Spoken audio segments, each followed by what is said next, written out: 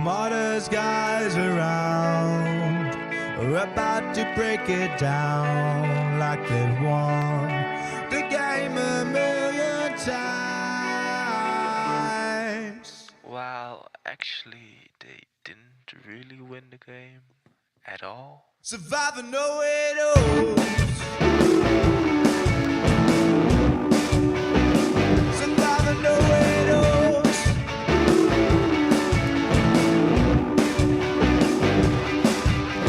Steven Rock without it down.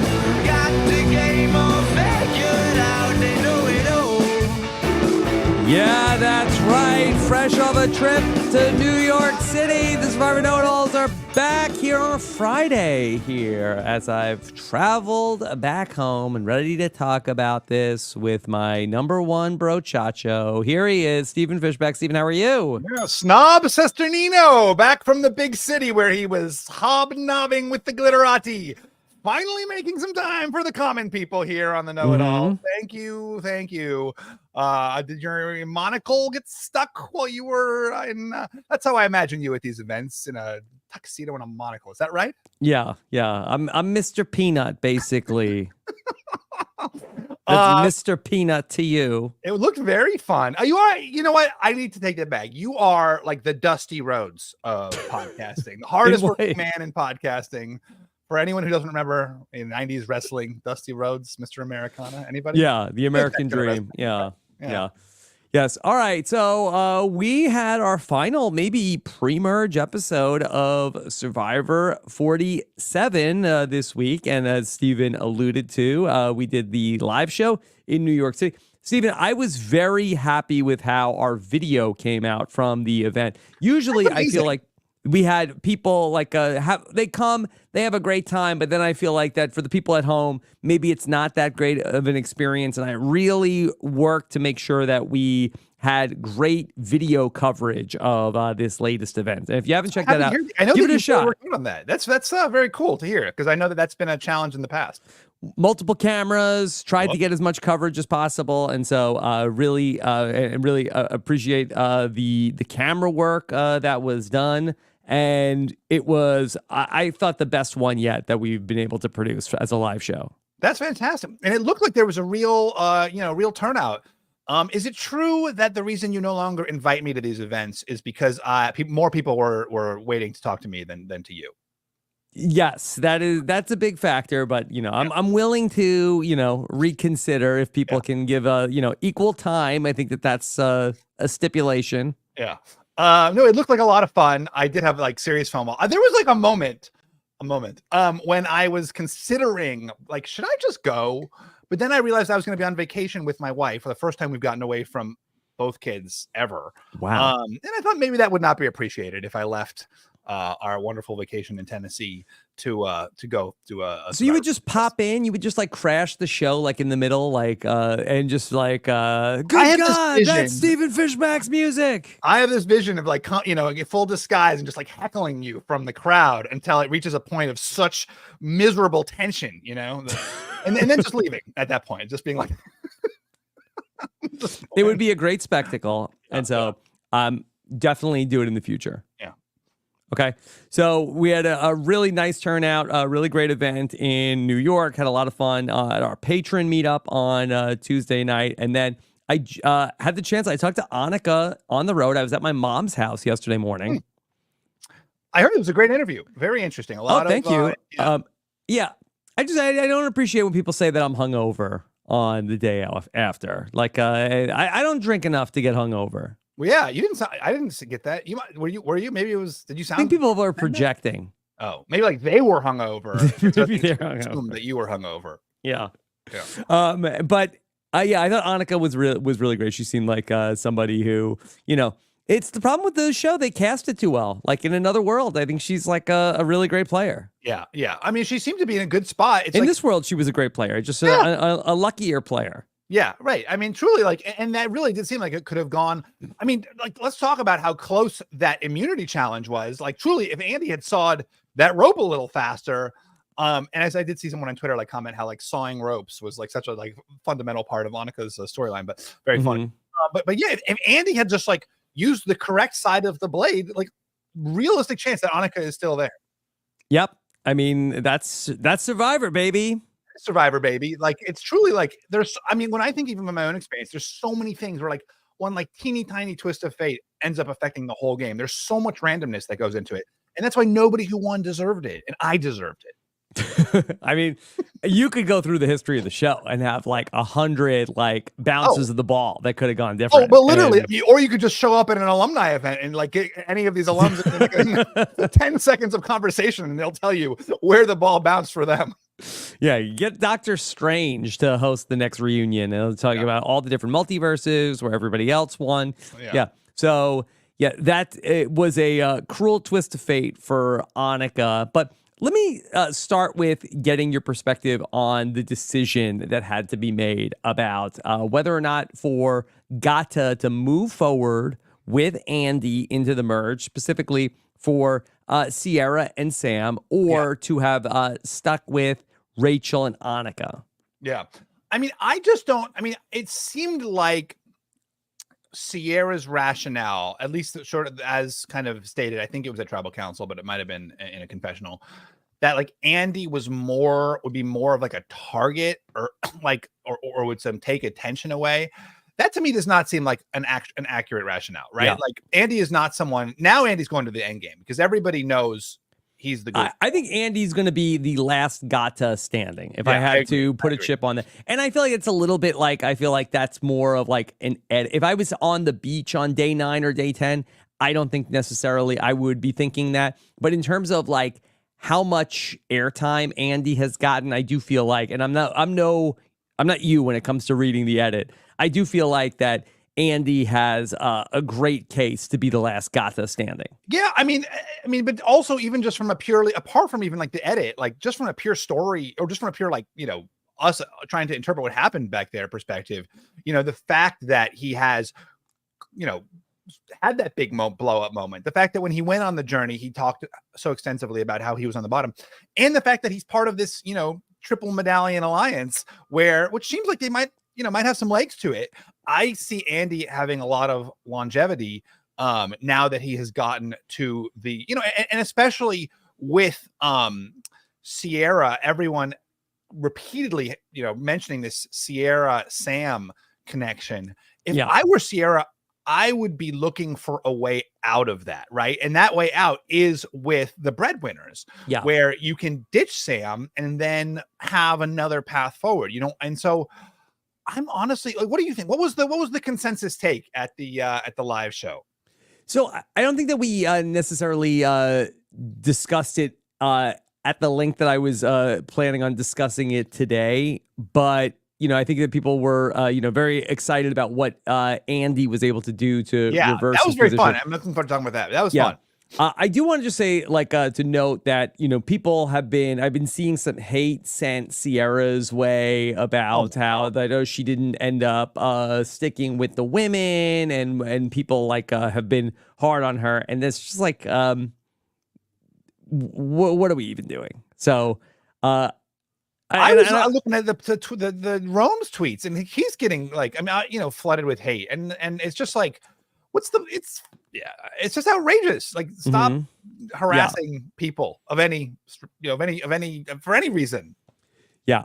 So that being said, I do feel like that for Sam and for Sierra, and I understand the position of, okay, well, maybe like if you're not going to the merge, okay, that the women have a thing. Sam is feeling like, okay, I could be next person out. But I do feel like that heading into the merge and sort of like, you know, in a world where we saw like what the Reba 4 was able to do, I do feel like a Gata 4 without Andy might be the strongest group. And I know that, you know, Sam and Anika seem to have like been butting heads, but I don't think that they had like irreconcilable differences like we've seen across some of the other tribes. And that united Gata 4 like might have been formidable coming into the merge. Yeah, and I agree. Like, you know, blindsiding Rachel, like moments before. I mean, we know this before merge, but they have to suspect it's right before merge. And certainly, they have to think this might be the last tribal council we see it before merge. So blindsiding someone and leaving them on the outs of a vote and just like opening them up to, looking for other options at a merge is not the smartest choice. And I think it was the wrong choice. Like if it was me, and I get like, so much of it is politics that we don't see in like subtle interactions. Get John Lovett back. Yeah, exactly. Well, truly, like I do think like I see the rationale if you're Sam of wanting to have two people who are really close to you, rather than be on the outside of this three, where maybe you're more disposable to them. But and it seems like for him, like to be the link, like if I were Sam, that's what I would be pushing, honestly, like because I would rather go in with like a tight three than this is. But I think for Sierra, it's not as clear to me. I think it makes more sense for Sierra probably to try to stick with one. Now, of course, like Sierra also has to factor in her relationship with Sam, and if Sam is pushing really hard for something, she can't piss him off. Well, I'll say in fairness to Sierra, like I kind of feel like that from her perspective, I kind of see it a little bit more in that she feels like, okay, that Sam is her number one. And she probably feels like she is clearly number three out of the Anika and Rachel alliance. And so I think she feels like, okay, well, if this is what my number one wants to do, at least Andy is three. I'm better positioned here. The only thing is that if people are looking at them as a target, does she become collateral damage at some point if somebody tries to break up Sam and Sierra? Right. Although I guess like, maybe Sierra's thinking if they're going to try to break us up, they're going to go for him first. So then she gets, because he's potentially, but what if he's safe in the Mergatory? Right. Well, that's right. I mean, maybe there is a rationale in doing it. I mean, again, like losing the loyalty of Rachel, I think is pretty dangerous. But I mean, you look at who made the finals of the Reba 4, and it was the two who, had the most romantic tension. So if I'm, maybe there's some rationale there for Sam and Sierra. Right. I'd love to sort of just like get your perspective moving forward of, okay, we're going to have Mergatory, and now it's been a very interesting pre-merge. And then we have all these different people that went to the Survivor Social Hour, which, by the way, did you like the Survivor Social Hour? It was cute. I mean, I was excited for a swap. I thought a swap was like, I think everybody who saw the preview, and saw that the challenge was going to have two courses, it was sort of more excited for how a swap would pan out. I think that's the real problem. Like if it had just happened and I'd be like, oh, that's cool. Like, like a little mix it up, but that's fine. They teased us with something cooler. Yeah. Something that we wanted more. It was something that happened on my screen. I didn't object to it. Yeah. I do think that had we come into this week and not had the preview of like teasing that there was going to be potentially a swap and then to have it be this, I think people would be very excited. Yeah. I mean, what's exciting about it? It was something different. Sort of different, but it's like, okay, like we're getting a bunch of people from the tribes. They're having lunch. Yeah, and nothing really came out of it in this particular episode, other than, maybe Sam getting more reinforced that there was this story of Sam and Sierra being out there, and maybe Anika caught more of the blame about that because of that, but it didn't really impact this week's episode too much per se. But they're teasing a woman's alliance, right? With like that conversation with like Teeny and Caroline and who else was there? Was Rachel part of that? Or I mean, I think Rachel, obviously in the mix there. Yeah. And so I do think it's interesting to think about like what is the like majority voting block that ends up forming when we get to the Mergatory. That do you think that there is one specific tribe that is going to be able to pull people in? Do two tribes band together, or do we see some other cross tribal group form? Is it crazy that I feel like Red has got like the real winter vibe tribe? I mean, is that wrong? I don't think it's crazy, but I would disagree. Okay, because I feel like who's getting like the winter vibes? Like who's I think Teeny has got to be up there, right? In terms Teeny of has got to be up there, and I think that Teeny ends up being one of the kingmakers that ends up like so. I kind of feel like that. I'm wondering if like maybe is it Teeny and Andy swing over to Blue?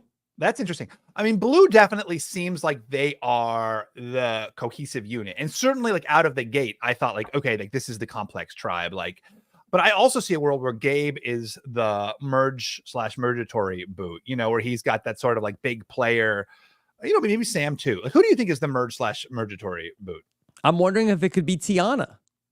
Oh, that's interesting. Tiyana actually would make a lot of sense. That's a pretty good read. Yeah, I do kind of think blue goes deep. I mean, Sue is in the finals. Like Sue reads to me as like losing finalist, like all over. That's an edit read. An edit read, yeah. Yeah. Like a ton of content, like a lot presented from her perspective, like a disproportionate amount in the pre-merge, in the same way that Ben had a lot about him and his like life story in the pre-merge. My guess is that Ben 46.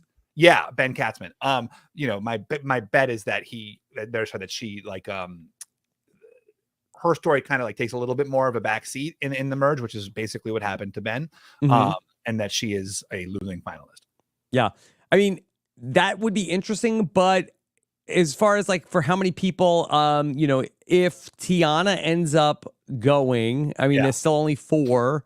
I mean, would Andy and Teeny just completely flat out leave their tribe mates to go? And I see Teeny more so than Andy. Like Andy does have these pretty good connections here with Sam and Sierra now, who vouched for him. Like it would seem, I mean, at least we have to watch how it plays out. But I mean, who is Andy feeling best about to potentially, flip away from his tribe?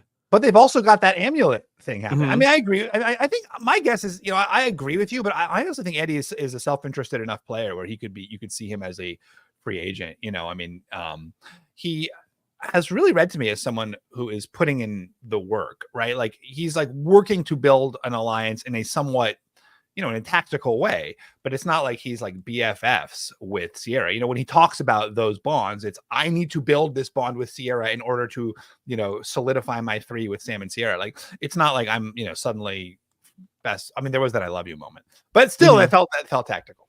Yeah. All right. Well, then talk to me about, the good vibes that you were having with the Red Tribe, because I feel like that we reached a point where there was a lot of sort of everybody, pointing at each other in terms of what they were going to do next and who said what. Well, there's this sort of like story, in the edit, the legend. Now, the story in the edit community of the complex tribe is the one that typically produces the winner, where like you see the most of that tribe's dynamics, and they're often the ones where and I don't know if that's true anymore, or if but I mean, I was just like thinking like who is actually who has like the story, and I think like Teeny probably is one of the people who you would say could be that person, or Gabe or I mean honestly even Sam, or I mean. Yeah, I mean, who do you think? Who's got winner vibes? I don't know. We just see so much of the different, and maybe Red falls apart, and maybe that's the story, right? Like they all hate each other. Yeah. They're all targeting each other. So like maybe that's what the story is actually leading to. Okay, so let's start with Genevieve, because Genevieve had that great episode last week, and we saw that she is navigating very well among this group. I mean, what do you think that Genevieve is trying to do when she reaches the merge?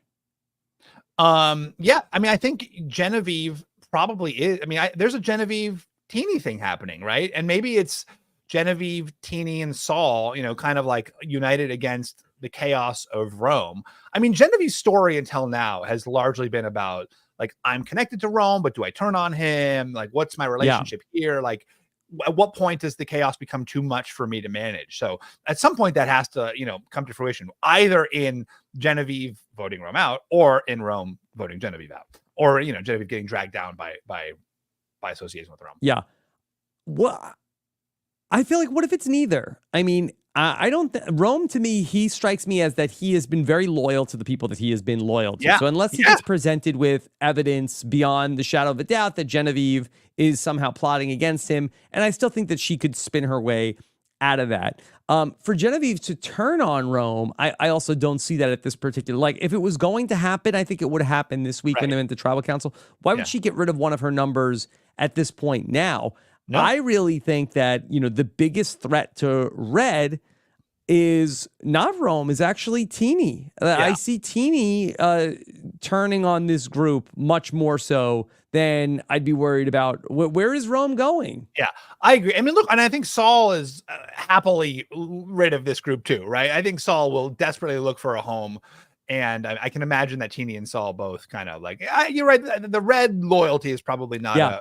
I think strong Saul factor. might be the most interesting person from a loyalty perspective. And we've seen that he does not seem like the type of player who might be jumping ship. And I do think that this is where, I was asked on one of the other podcasts, like, would I go on a journey? And, I used to say, no, it's no good. But, you have these points. If you're somebody like Saul, who's never been on a journey, has never gotten to go on, the Survivor social hour, you're a little bit boxed in by not being one of these players that has made any connections cross tribal. Right. But in some ways that can be, I mean, yes and no, right? Because also in some ways that can benefit you if you're not seen as having any outside, but you're probably right that at the merge now, it's like people who have some kind of bonds or some kind of connection to someone with bonds.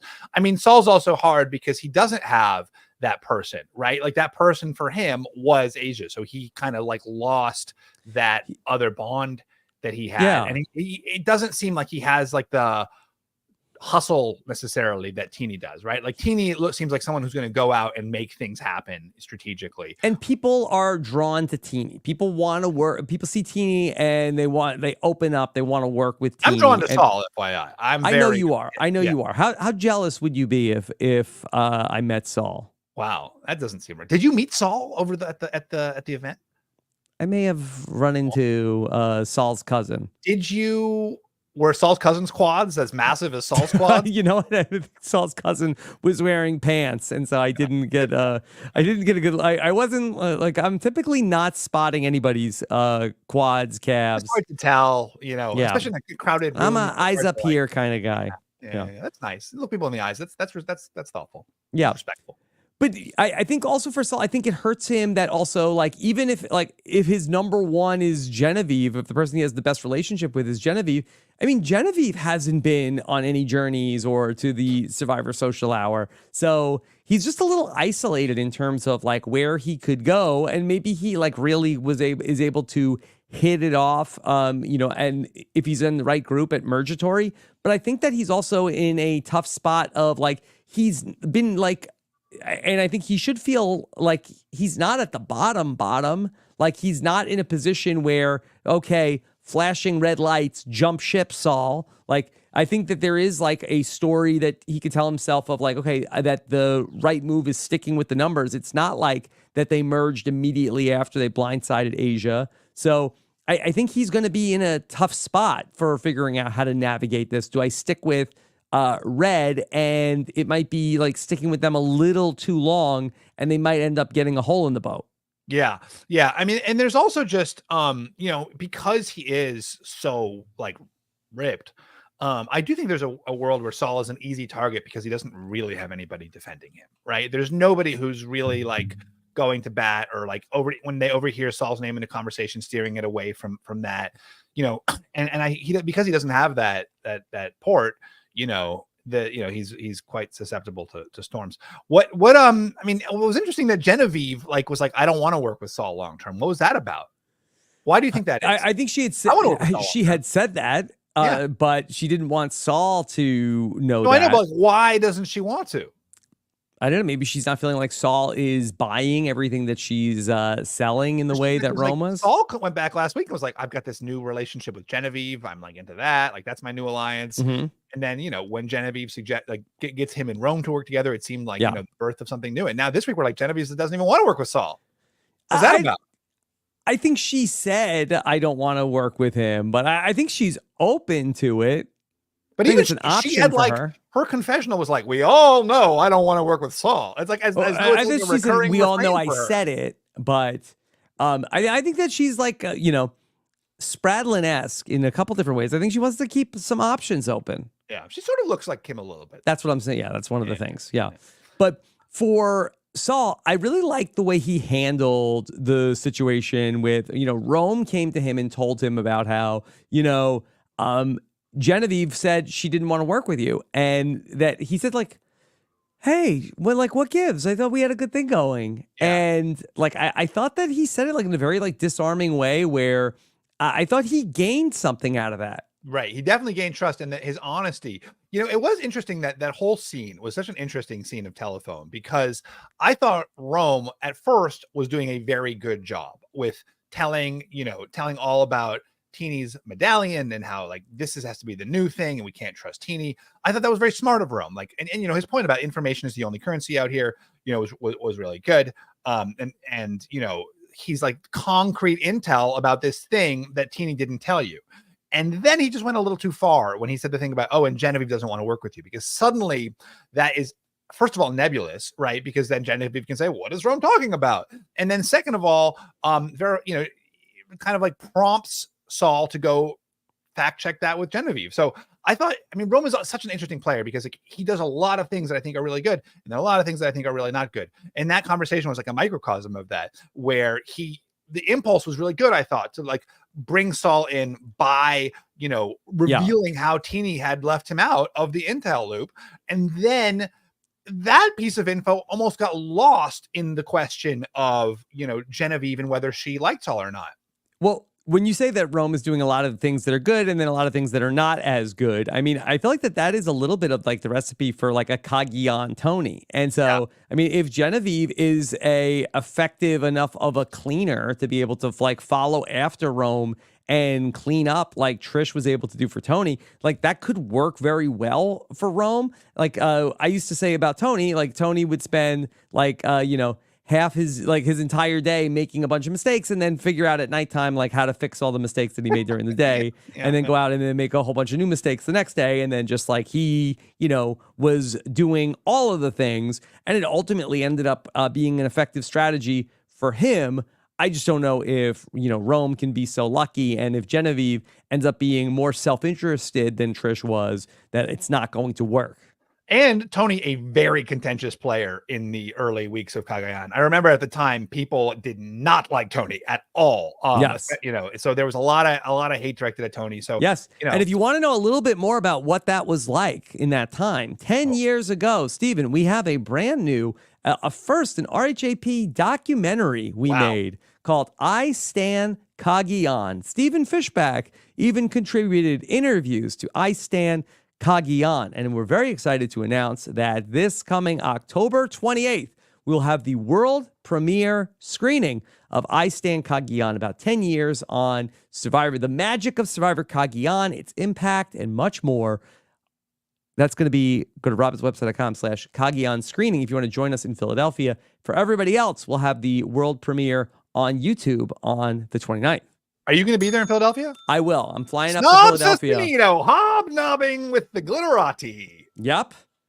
I'll be there October 28th in person. Come on out and say hi. We're going to have we rented a movie theater. We're going to have a screening. We're going to do some Q&A. It's going to be a lot of fun. Yeah. It's a really, even honestly, I had so much fun even participating. I know you haven't seen it. Wait till you see how it turned out. Yeah. Did you bury me? Did you make me look stupid? Is that what this is? Like only in one part. Really? It's like, really? Not that much. Really? You're fine. Okay. You're fine. This is about me. This is about, I wasn't even on that season. Yeah. Okay. All right. So Stephen, let's talk about the negotiation for the chickens. Yes. Which was a very successful negotiation. 18, Jeff used to be like, my life is fine. I don't need your rights. Or we talked about that. Josh and I, and it's also the 10-year anniversary of Survivor San Juan del Sur. And we talked about the negotiations that came up in that season where Jeff was like very much like, hey, you're coming into my reward challenge. You're trying to negotiate with me. My life is fine. Like, what do you, I don't need these chickens. Go home, take them home. Maybe his life's not fine anymore. Should we worry? Mm-hmm. Yeah. I think he's just was so eager to help give them a lifeline. Yeah. And he also, he knows it's fun. It's fun TV. And that was very fun it was a very fun moment. And he gave them a lot. 18 eggs is a lot of eggs. That is like more than you're going to get from those 3 chickens. It's definitely more eggs than you're going to get from the chickens. Now, I'm trying to remember. I meant to go back and watch this before we did the podcast.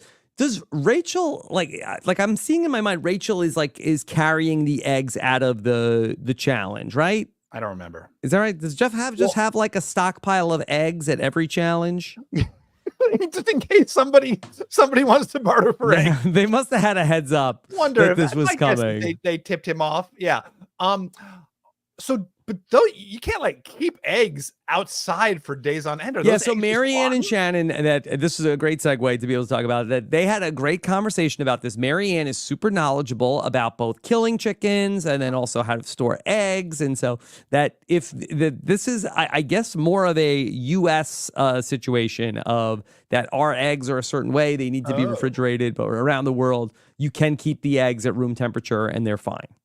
Oh, great. Okay, but that's not, I mean, is that room temperature like in the jungle? I feel like that's like a not room temperature. I think it's probably not ideal. The chat is saying that they had the eggs back at the camp.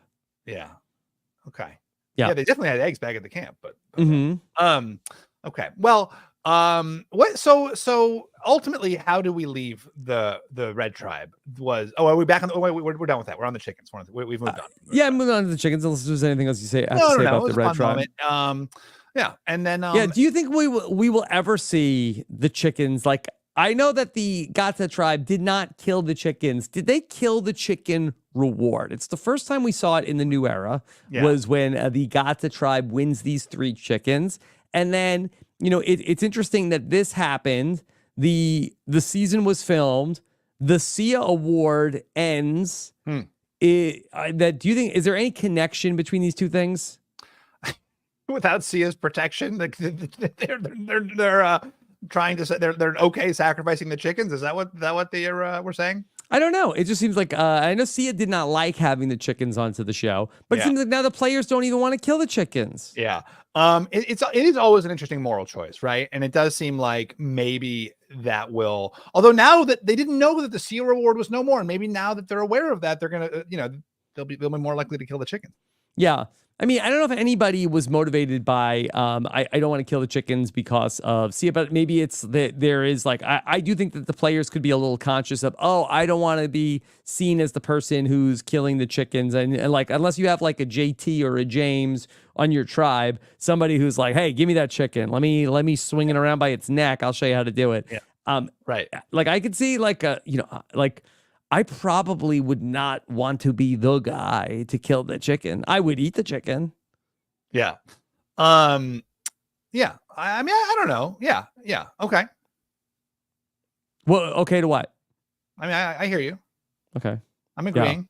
Yeah. Okay. Well, with which part are you agreeing?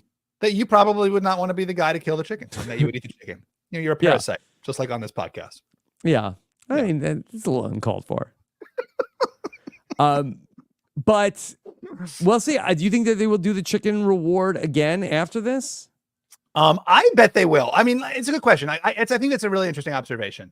That maybe they will see this as sort of like, okay, we don't necessarily need to go down that. I'm surprised they brought it back at all. Truly, like I do feel like once you've removed it, bringing it back is like more of a strange moral statement. We talked a little bit about this last week, like more of a strange moral statement than having it gone forever. But I could see them removing it, and I could also see them being like, okay, that was good TV, and it's like an interesting discussion. And it's like, always interesting conflict for the survivors. Like from the first time they ever got the chickens, all the way through, it's a constant for the show. So I hope that they keep bringing out the chickens. Yeah, I do too. I don't know. I actually feel like I would be fine. I don't need it. I don't need like let those chickens have give those chickens a break. Yeah.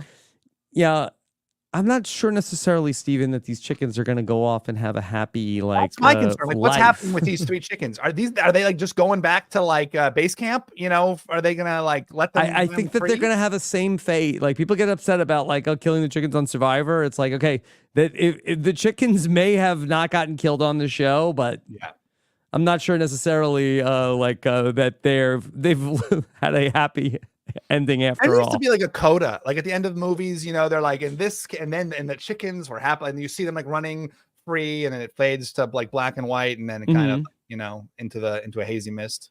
Yeah.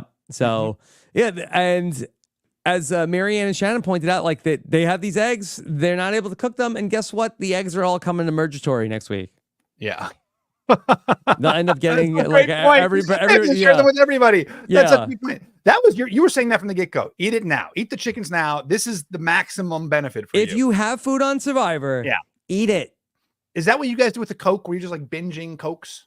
No, Roger, RIP, was like, no, we're gonna do one Coke a day. That's it. That was the greatest reward ever. That was like that made me want to go on Survivor. The fact that I could have a Coke fridge in the jungle. It was pretty good. He's pretty good, but he wouldn't even let us put our water in the refrigerator. Why? I don't know. So strange. And I was at the bottom of the tribe. I didn't ask a lot of questions. Yeah. It's the same rules at my house now. Like I'm on the bottom. Like I'm not allowed to ask that many questions. Can you refrigerate water at your house now? I might get a question like, why is this in the refrigerator? Oh, I was gonna use it. Like yeah. The cycle continues, you know, it's like first Roger, you know, then you like seek out that relationship. Is that what happened? Yeah. Okay. Tell me about Tiyana and what'd you think about what she tried to do this week? That was interesting because it just showed a lack of awareness of Sue, right? Like throwing Gabe so violently under the bus as she did, you know, I think doing that without kind of like getting the blessing of the other people on her tribe was a little bit, you know, aggressive. I think there's like a tacit rule when you go to these kind of cross tribal things that like, hey, we're all in this together. And you're kind of like just giving out a little intel. Honestly, when at my Survivor Merge and Token Chains, again, this is about me. When Sierra was like blabbing about, you know, what was going on at the Timbira camp and then asking us to like reveal our secrets, like I was like, this is too much. This is too much intimacy. You know, I need to keep my boundaries, you know. But I do think that would be worrisome to me, even as a person on a different tribe, that she's throwing someone from her own group under the bus so aggressively in such a public place. Like to me, that doesn't scream great ally moving forward. Yeah, I just think that in these other seasons, we've seen like this sort of a setup happen like at Mergatory, like with Gabler. Yeah. And for her, it's like, oh, okay, this is when you're supposed to like talk about like who from your tribe would you get rid of? And it's like, not yet. Right. Well, right, there's no vote there. Right. There's like at the Mergatory, there's like, you know, you actually can make it happen. But here she's throwing out a name and then it's going to get back to, it does get back. And there's no, you know, critical momentum. You know, and she was surrounded by people from her own group who, you know, didn't have the same opinion that she did. Mm-hmm. Yeah. And the problem for Tiyana is that she thinks that she was in like this women's alliance that voted out TK and that Gabe just happened to jump on. And maybe she feels like, okay, I'm saving Kyle here by like throwing Gabe more under the bus. But then it ends up coming out as something that is going to be reported back to Gabe. And now Gabe has a vendetta against Tiyana. I'm wondering if she could be the sacrificial chicken coming into the merge. Yeah, I mean, that's not a bad, I think that's a good read that she could be the mergatory boot because, you know, the blue's not gonna muster for her. And so she loses, like, you know, you've got to have your people behind the scenes kind of saying like, don't go for her. You know, and you look at who's viable, right? I mean, Tiyana's one of them. I mean, you could see Rachel being one of them just to like, you know, that's Saga. And obviously almost anybody on Red, you know, certainly Rome, you could see Saul to a lesser degree, being in that spot. Yeah. I want to know from you, what is the right way to play this mergatory situation when we come in? Like, do you want to come in with a name from your own group that's like, hey, this is the person we're cool to lose. We're willing to lose this person from our side. Or do you think it's better to really stick to your guns and say like, okay, well, like we're all tight. We want to lose somebody from your group. Yeah. I mean, we've seen that really backfire, right? I mean, first of all, Gabler's game-winning move was the Ellie thing, right? Was like that kind of like gave him the notch on his belt that he needed to justify all the rest of his gameplay. And we've seen the opposite thing blow up for people when they're too defensive, right? Last season we saw that when Q got so concerned about the what was that tribe called? I forget what color it was, but it was the green tribe. It was the green tribe that tribe. Like Tim didn't want to throw out Mariah's name. Yeah. And then that kind of like blew up for them because suddenly they were not seen as like willing to do business. So I do think you probably need to, but it's so circumstantial, right? It's just like so much depends on how everybody else is acting. You kind of to like feel that. Siga, thank you. 26 days in the chat. You know, the interesting thing with Gabler was that it was not like Gabler was not the person like running the tribe. And he was willing to say like, hey, I am willing to write down this person's name from my tribe. It wasn't even necessarily like a situation where the people at the top are willing to throw out the name of the person that's on the bottom. I think that that's what's interesting about what Gabler did of like, hey, here's like a powerful player in our tribe. I'm willing to go with you and, you know, give you the intel on that person. I wonder if it's more of like, if you are at the bottom, does it behoove you more to throw out the person? Like, had Tiyana done what she did at actual Mergatory next week, like, would it be a great move? Oh yeah, that's what I'm saying. Like, you know, for her to have done that, that could have motivated, right? And then the other thing too is like you're safe in that situation. You are immune from that vote, so you can sort of ride the blowback a little bit. You know, if you make a play, but you're not at risk, you know, there's going to be somebody else viable next week, right? Whereas in this situation, you know, there she goes back and it just like creates hostility. Yeah. Like, even with the Reba 4, like, I think that they were willing to throw out J. Maya's name. And I think then it was like, okay, that's the person they were willing to get rid of. And then Caleb became like the juicier target. Right. And that ended up like, and it was almost like that maybe, oh, J. Maya is not as exciting of a target because they're willing to get rid of her. And it was throw out someone's name who they're not going to go for. That's interesting. Yeah. And I kind of feel like that maybe that's what was the case with Venus also, where maybe Venus's name was being floated around by her tribe, but because they were sort of like, okay, we're willing to lose that person. It was like, no, but Siga's not willing to lose Mariah. So we're more inclined to want to take away the piece they are not willing to lose. Totally. That's a really great call. Yeah. So throw out, you know, someone who's not that interesting as like, yeah, we're all go for them. Yeah. Like, okay, well, we don't want that person. It's like, you know, free stuff on Facebook. I'm like, Right. Who should they have said? Who should like, what's the ideal? Who's that person from each of the tribe? Well, maybe Kyle. Could he be that person for Gabe wants to keep Kyle. I feel like, Gabe wants to keep Kyle. Maybe like Sue, only because of the perception, right? That there is sometimes around older women that they're not. Yeah. Well, so you're saying that there's going to throw out a name with the intention of keeping them, of trying to like basically right. float. You're like giving your kind of like, oh yeah, we'd happily lose, you know, this person, and then that the person's just not appealing. It's not an appealing target. Yeah. But it has to be a person then, Sue might be good to actually try this with because then Sue is not actually flipping. You do this against Teeny, and then it's like, hey, Teeny, just so you know, everybody said they'd be willing to cut you. What? Yeah. Andy could be a good one for Yellow, you know? Yeah. It'll definitely backfire on Yellow, but they should do that. Yeah. Let's talk about Andy because it was so fun seeing his play this week where he, you know, knew that he was he felt safe, but he also wanted to make sure that Rachel and Anika were not aware that he felt safe and he had this other thing going on. So instead of like playing dead, which is what a lot of people do in this situation, right? They'll be like, they'll mope around. Like instead he like scrambles, but in a way that's like not chaotic, just like, hey, involve me in your plans, like please. And then, you know, when they do involve him in like a fake plan, he like plays along with it like beautifully, you know, it's such a great way. I mean, like, I'm sure we've seen it before, but I don't know if we've seen it before exactly like this, where you see someone again, like when you see people who know that they are the decoy target, you see them like playing dead a lot, but like, you know, but like, I don't know if we've seen them like fake scramble. And I'm trying to think of like other times when this has happened. I mean, the danger of the fake scramble, obviously, is that your allies think it's a real scramble, right? Is that like Sam and Sierra are like, oh my gosh, look at Andy. He's trying I'm sure he was looping in Sam and Sierra on everything that he was doing. And I think that the fact that Sam was the name he was given, I think only helped solidify his position. I think that the shot in the dark ends up being the thing that allows him to do this. Not necessarily if there was no shot in the dark. I do think that potentially this might have still happened the exact same way, but Andy was able to be really smart and intentional about the existence of the shot in the dark of like, they have to give me a fake name. They can't just tell me it's me because they don't want me to play their shot in the dark. To me, and you look, J. Maya might feel differently. Like, I'm so not afraid of the shot in the dark. Yeah. Right. Like, I mean, if it happens, If it happens, it happens. So be it. I You don't want know, to but play like, the if shot in the you're out dark? there- Go crazy. If you are out there though, and like this is your, you know, you're suffering, this is your one shot to play Survivor, or in this case, your third shot to play Survivor.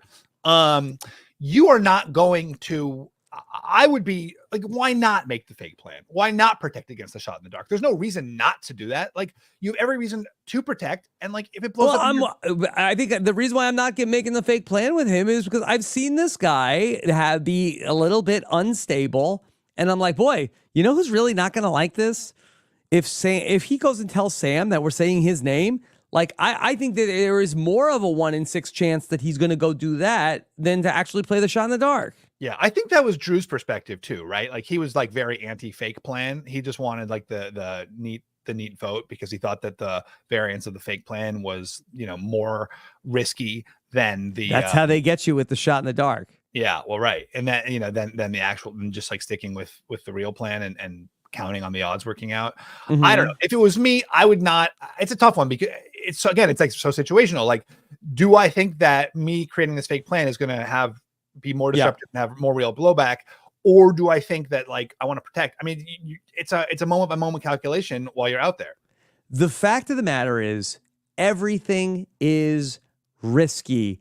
I wish that there was only a 1 in 6 chance of a bad thing happening to me in any given situation. So the chances that this is going to end up backfiring, I think, are more than 1 in 6. So I'd rather say like, hey, like, good luck tonight. Play the shot in the dark. And then he's probably like, oh, wait. Hold on, they're telling me to play the shot in the dark. They must not want me to play the shot in the dark. So now you've reduced the odds of it even hitting, that he may not even play it. Right. They want that's very smart. That's very clever. So what do we think? Have we seen people scramble like Andy before? Like what do we think? Was this like good gameplay? Like where's the the takeaway? Have you seen this before?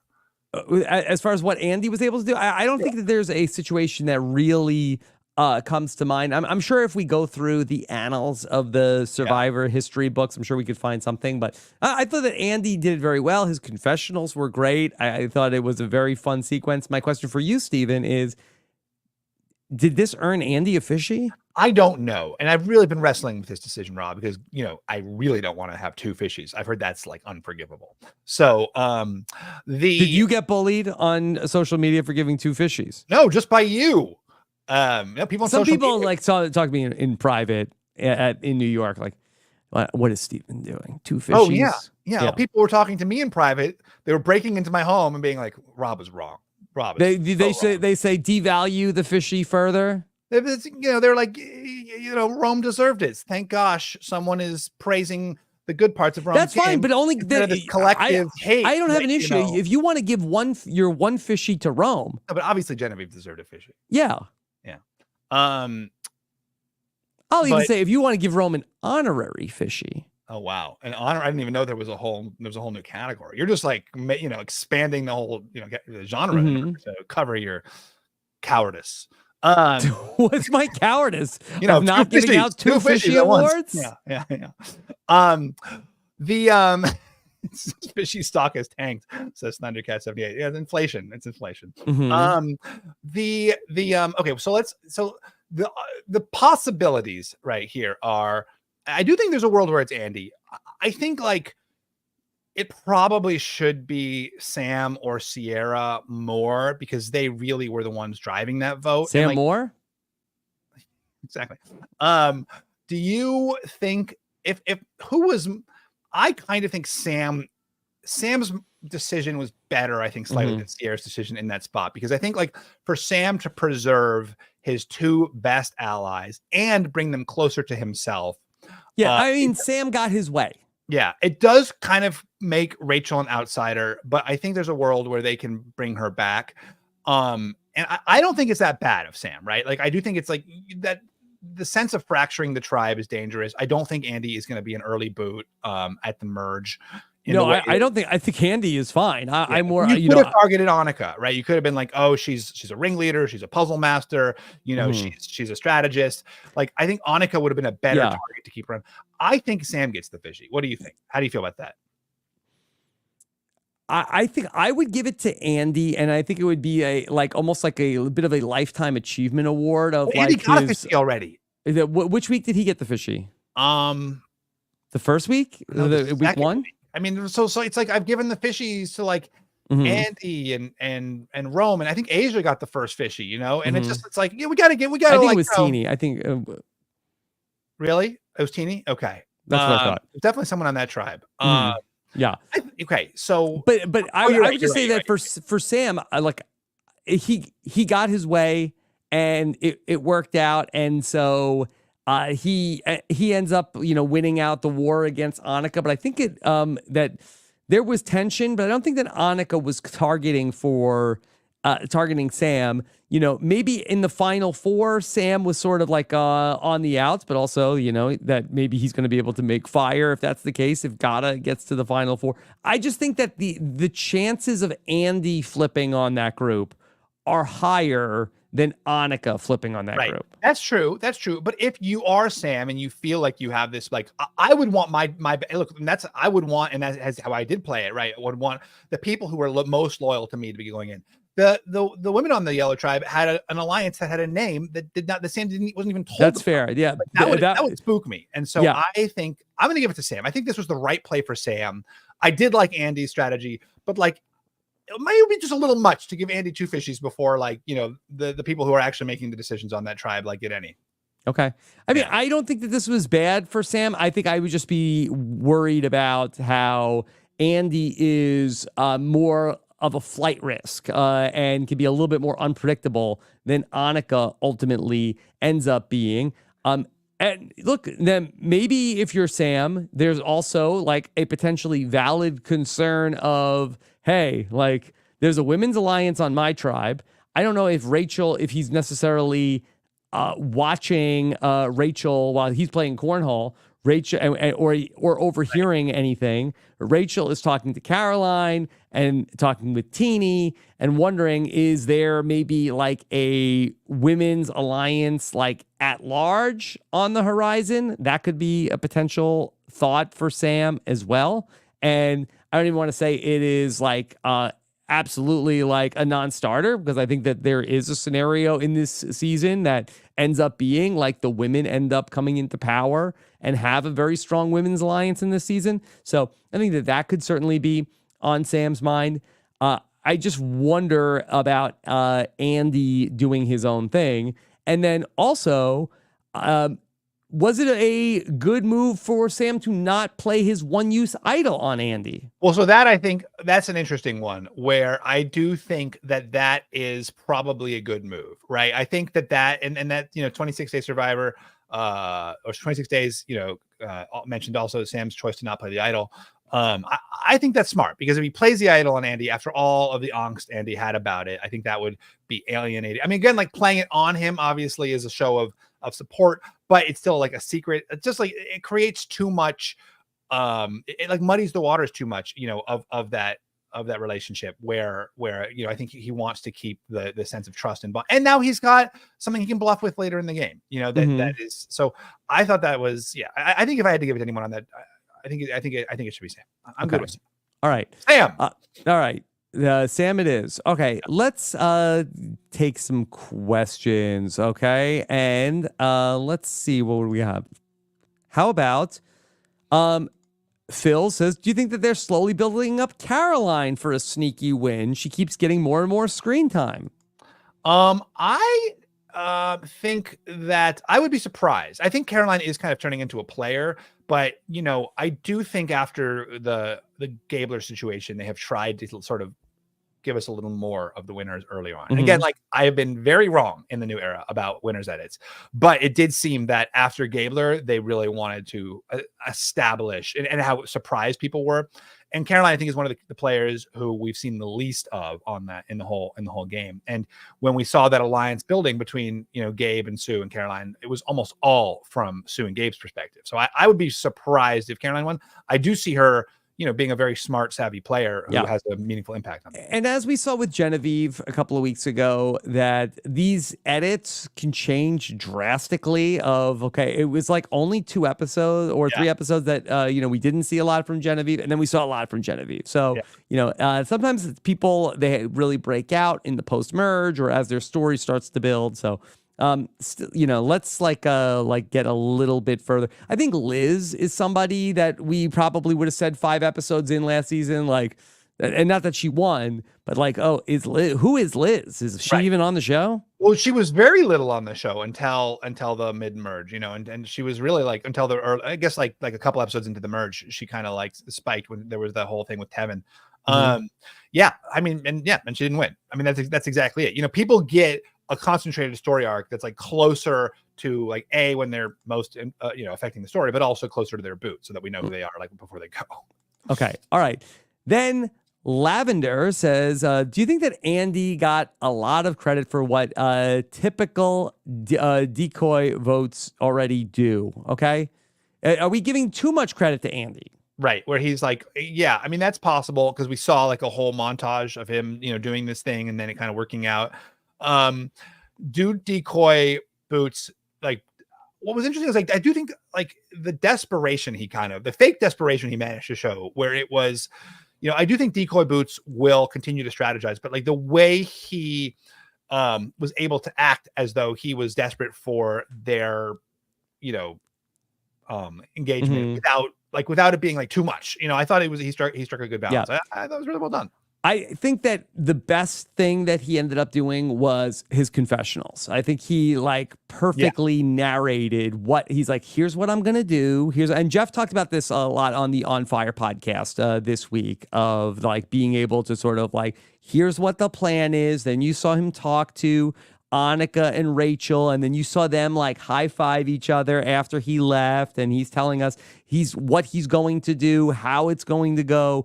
It goes perfectly, so it makes it really feel that this is even more impressive than what it actually might have been. And there was some of that with Gabe too, right? Where he's talking about his conversation with Tiyana. That was very funny. I mean, that was less him narrating. I mean, the part of that was him narrating it, but it was him kind of describing, and then I was saying this and that and this, and then they cut back to him saying the exact things. I thought that was very fun too. Okay. All right. How about question from LL Cool Dubs, is coming in with an assuming nickname like Teeny a good strategy? Compare that against somebody named Rome. I wonder if it matters more than we think when sizing up players. So I guess Rome is a name that his name is Jerome. So is that a nickname? Is that a short name? What is Teeny's name? I'm not sure Teeny's full name. I don't think it's a nickname for Survivor. Yeah. It's funny. I went on Token Chains, prior to Survivor, everybody called me Fish. And I didn't want to be called Fish on Survivor for 2 reasons. You would have thought there was some expectation to go fishing. I'd be able to fish. And then also a fish in poker is the weak player. And I didn't want suddenly my nickname to be and in jail, right? Is that right? I think so. Yeah. I was only thinking of being the weak player in poker and then the fish and if you do badly and then oh my gosh. And then, but the expectation that I could fish, although I guess as soon as they saw me, maybe that would have been, shattered. But so I went with Steven, which I've regretted for a long time because it's fun to have, a nickname when you come off the show, you're like Boston Rob. That's right. That's right. I mean, should you have been the first Cochran of to come in and say please, Jeff, call me Fishbach? I don't even think it was that meta before. I mean, I think that that became more of a thing after I was on Survivor. So it's a funny, do you want an unimpressed, a nickname that minimizes you? What would be the perfect nickname to minimize someone? Teeny is good. Little brain. Yeah. But then you get to the final tribal. This is the problem. You want it to be something. You can't be over the top because then you get the final tribal and we're he's little brain. Yeah. Dummy. Yeah. The Rob that sucks is pretty good. Okay. That's sucky Rob. Because I think the Rob that sucks is too many words. Yeah. But sucky Rob is fine. Yeah. Sucky Rob. Okay. Yeah. All right. Steven, Daniel wants to, would you like to share a rotisserie chicken with no utensils or get one hot dog with no condiments? Oh, gosh. I mean, this isn't a real question, right? It's the chicken you're saying. I don't want to share, though. Like, you share and like other people, everyone's taking like. But on Survivor, you wouldn't share a chicken. You'd rather have your own hot dog. Would you rather? It's like this is like a choice. Yeah. Like, if the absolute quantity of meat was the same, I would probably go for the hot dog. I mean, just because I don't want to have to share. I don't even think there's meat in a hot dog. Well, whatever meat-like substance. Yeah. Did it bother you they didn't give them condiments for the hot dog? That seemed unnecessary. Yeah, give them some ketchup. I think that they're probably, and I know they put a lot of thought into everything. Yeah. I think that the issue would have been these like famished Survivor players. I think we'd see them like eating the bowl of ketchup. Oh, for sure. 100%. Eating the bowl of mustard. Yeah. And it might just be gross. And also, I don't know. I don't know if they could have like had some way to control it. But that would be good TV. That would be great. I guess so. You don't have to air it. If it's gross, you're welcome to like cut away. Yeah. What'd you think of cornhole? That was fun. It was nice that they had a game. Are you a cornhole guy? No, I'm not very good. But cornhole is something you see at like a lot of like kids parks. I'm getting better because it's something that whenever I go to some sort of activity event, there's always a cornhole there. Yeah. Should you throw the cornhole game of if you're playing of like that? Hey, I don't want people to think I'm good at challenges. So, I suck at throwing the beanbag. Yeah. Yeah. Yeah. You don't want to be too good. I mean, if you were like acing everyone, people might be like, oh. Yeah. Oh, this guy's a real Reynolds Topher. Yeah. Yeah. Nice. Okay. Thundercats has a question. Sam raised his hand to take credit for Anika's elimination. That was interesting. Whose move was this? Yeah, and then Sam's like, yeah, doesn't even be like, this is art. That was bad. That was a weak moment of the episode for him because he should be like, we're strong. Well, Andy said it was all three of us. Was that better for Andy's resume cred, or should he have left Sam to take all the credit and blame? I thought it was good for Andy. My gosh, give him a. I mean, it's really for the audience of Rachel, not even for Anika. And right. So, like, does that alienate, for Sam, does that alienate Rachel from him further? Maybe. But Andy already is like perceived as being on the bottom. And so maybe for Rachel, this makes him look like more of a viable strategic partner after, her initial rejection of him in the night. Mm-hmm. It was interesting, especially pre-jury. So, like, have that question. It doesn't matter what Anika thinks. Yeah, it doesn't matter what Anika thinks. But you're thinking what the audience at home thinks. You're thinking about, like, when a question like that is asked, of course your head is going to, like, this is going to be on TV. Like, that's my move. Give me the Fishy. Yeah. I want the Fishy for this. Okay? Right. And Steven's like, bet. Here you go. Yeah. So, bet. Yeah. Is that what the kids are saying? It's like a slang that I'm not aware of. Yeah. See, you're lucky you live with a Gen Zer. You're only a couple years away from knowing everything. Skibbity, you get the Fishy. Yeah. Your game was Skibbity, Ohio, toilet. But for Rachel, that's the biggest question I think coming out of this episode is how does she react to this? Yeah. I think if I'm Rachel, I'm like, great move, guys. Thank God Anika's gone. I mean, you've got to form those bonds, and then of course it makes you a little bit more suspicious because I feel like that we saw Rachel establishing rapport with Caroline and Teeny, and I thought people were like, oh my god, what happened? Yeah. And it's like, especially when the narrative is like Sam and Sierra are running everything, and then when Rachel's like, oh I got left out of the vote, and it's like, wow, I guess Sam and Sierra are running everything. Yeah. Again, like that's part of also why I think that it's good for Sam to have taken, because like if there's this story about Sam and Sierra running everything, but the real power is in the breadwinners, like, and Sam is very disposable for them, right? Versus now, like Sam is essential to his allies in a way, where Sierra is like really bonded to him now. Okay, all right. Let's see. All right, this is Ellis. As the Fishy count was week 1 was Teeny. 2 was I can't be held responsible for Marianne's choices. Okay, week 3 was Andy. Yeah, Andy got a Fishy. That was yes, and then 4 was Genevieve and Rome. The official Fishy count for Survivor 47. Yeah. I can't. Does Marianne? Did she? I didn't deputize No, I don't her. think that Marianne's Fishy is not canon. So you gave the Fishy to Sue. That has in to week be her 10. catch of the day. Yes. Yes. Okay. All right. Michael Goldberg has a question. How does Steven feel about the Survivor Social Hour reward? How would you guys improve it? It was just kind of dumb. I mean, Yes. there's like.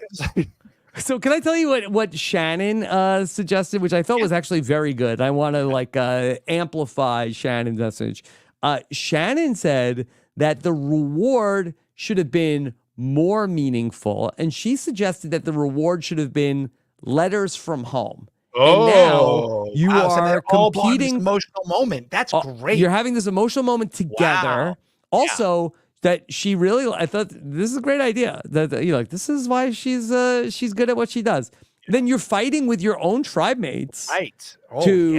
My friend is on the. You prevented. You know how much the letters mean to me. Right. Yeah. Oh, I like that a lot. That's a lot better because like a hot dog, you're like, okay, you got a hot dog, and like you got to Yeah, so like guys, there wasn't even condiments. It sucked. Yeah, I like that. Very twisty.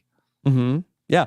I mean, and we saw like the letters with Charlie and Maria last season of was that a factor in like any sort of like bad blood? So you prevent somebody from getting their letters. Yeah. That's very good. That's very Yeah. good. Okay. John wants to know, should Rachel immediately jump ship, or should she attempt to stay with Gata for a bit? I mean, she should keep her options open. Mm-hmm. Yeah. Should she potentially throw out any of those names if she is in the Gabler position of she's safe, she wins, Sierra or Sam is in the group that is not safe? And that makes it likelier that Sam. I mean, it's a very Andy is the safe Fishy here, okay? Because like nothing's gonna happen to Andy next week. There is a world where this like blows up meaningfully in Sam's face, right? For that very reason. Like Rachel comes out and is like furious. So at the fake merge, mergatory, she throws out Sam's name, and Sam is a very easy consensus move for everybody. Yeah. And let me just say, heading into the mergatory, remember, you are not safe. Do not say any names. Yeah. That's rule number 1 of the mergatory. Okay. We'll see if somebody gets burned by that next week. All right, Steve, anything else you want to say heading into this? No, this was a very it was a fun episode. It was fun. Anything we didn't talk about? We got the Sue Tiyana thing. We got the obviously the vote at Gata, and we got the shenanigans over with the Red Tribe. So I think we hit it all. Pretty good. Okay. Let me just also remind people to check out Marianne and Shannon after the episode. It was a really fun conversation. I listened to it right before we came on here. So great job by them. Thank you again, Shannon, for filling in for me live after the episode. For the patrons, I'm going to keep talking about this Survivor episode. 4:00 today will be the patron Q&A. We've been having a lot of fun on Fridays, taking all the patron calls. So that will be a great distraction from what my Mets are doing during that same time, Steven. Playing baseball for today. We'll see what happens after that. All right. And then, of course, check out the live show from the other night also if you haven't had a chance to watch that one. And then I'll be back on Monday night for Club Condo to talk about all the nonsense from the week of Survivor. Steven, what else is coming up for you? Nothing. Oh, you know what we didn't talk about was Anika's exit, which I know you spoke about with her. Yes. I'm sure everybody's talking about, but it does feel like, you can't talk about this episode without this, like, I mean, she really like went down the line. What did you do? And what did you do? And is that going to change how people, because like also, first of all, she was feeling it and it was very raw and it was very real. It was very vulnerable, but also it was good TV. Do you think people are going to be more like, boom, boom, boom, boom, like moving forward? I think so. In the new era, I think there's been an evolution in terms of how we want to have these exits go out. And in Survivor 42, especially like Drea, she got blindsided and she was like, wow, okay, great. And Jeff's like, wow, I love that. That's fantastic. And I think we saw that like also like the sportsmanship of you blindsided me. Well struck. Good job. You got me. Yeah. I do think that the show is like reverting back to a little bit more of like, no, it's okay to be upset if you get blindsided. It's okay to call people scumbags on the way out the door. We like that. That's okay. It's emotional. It's like vulnerable. It's true. You know, I mean, I would never do that, but it's like authentic. It's real. Mm-hmm. Yes. You know, I hope you get a rash. Do you want to, what if you're the person, and this is what I would like to see, who they have to like bring out the hook, you know, just like, okay, time to go. Yeah. Just like monologue until they force you out of there. That's the next, evolution in strategy. I think that will just never make the light of day in the edit. So it will happen. You will just get cut. So I think that, this probably is just the thing is like you're blindsided. You know, you don't have the presence of mind to do a bit. If you go in planning the bit, knowing that it could be you, then you'd have to like fake the blind side. Yeah. Well, I mean, I don't know. Like I knew before I got voted out what I wanted to say when I got voted out because I had a good sense that it could be me. Like I feel like second chances. I feel like I could have relied on like if I had a whole routine planned, you know, like a little soft shoe. Mm-hmm. Yeah. Could be good. Yeah. Okay. Yeah. Work on a dance. Yeah. All right. What if Steven, you do a synchronized dance? With who? With the people that voted you out? I guess that's not a great. Yeah, I don't know. Yeah. I'm imagining like my backup dancers coming in, you know, from the sides. Would that not happen? I mean, who are your backup dancers? The jury? I don't know. You know, we got to work on that. That's the way. There's problems with the idea. But you can dance though. Yeah. I can't. Yeah, I can't dance. Are you kidding? You've seen me at your wedding. You saw me at your wedding. Would you say I saw you at your wedding? Well, that was crazy. We took dance lessons for like weeks. Okay. And then we were still a second. Wouldn't help me. The moment that the band hit the song, we were off the beat. Like not even like 10 seconds later, we were like off the beat. Okay. So you couldn't learn a dance for this? Oh, Chappelle says Steven could mime. That's true. I could. You know, a miming would be like of my being voted out. I could reignite my torch. I think that would be pretty good. Although they might think it's too silly. Yeah. It depended on what your character was like. Okay. All right. Steven, great job. We'll be back on Thursday next week, right? Yeah. Yes. Okay. Yeah. Back on our regular schedule for next week. Thursday at 3 p.m. At 3 p.m. All right. We will see you then. Take care, everybody. Have a good one. Bye.